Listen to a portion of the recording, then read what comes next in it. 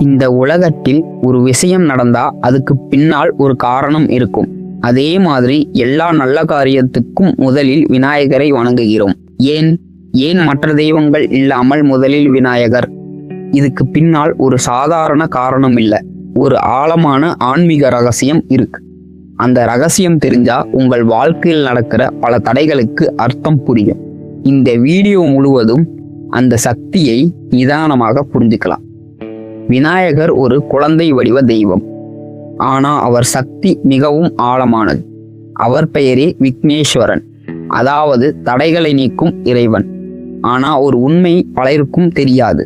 விநாயகர் தடைகளை மட்டும் நீக்க மாட்டார், தேவைப்பட்டா தடைகளை உருவாக்குவார். ஏன் அப்படி? இதுதான் முதல் ரகசியம்.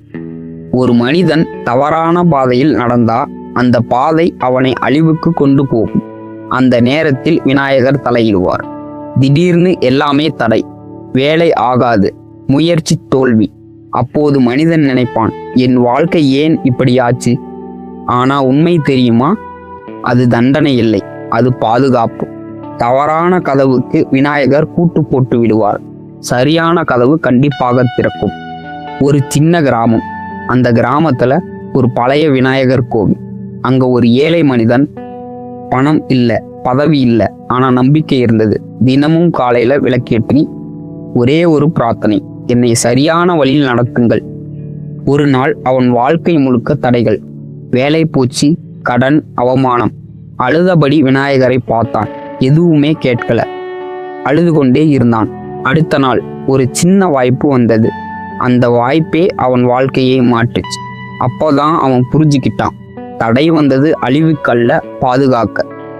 இப்போ நீங்கள் நினைக்கிறீங்களா, உங்கள் வாழ்க்கையில் தடைகள் இருக்கா? அதை சாபமா பார்க்காதீங்க, அது ஒரு சிக்னல், விநாயகர் காட்டும் வழி. இன்னைக்கு ஒரு காரியம் தொடங்குகிறீர்களா? முதலில் மனசுல விநாயகரை நினையுங்க, ஒரு நிமிஷம், அதுவே போதும், வழி தானா திறக்கும். இதுதான் விநாயகர் வழிபாட்டின் சக்தி. ஜெய் விநாயகா.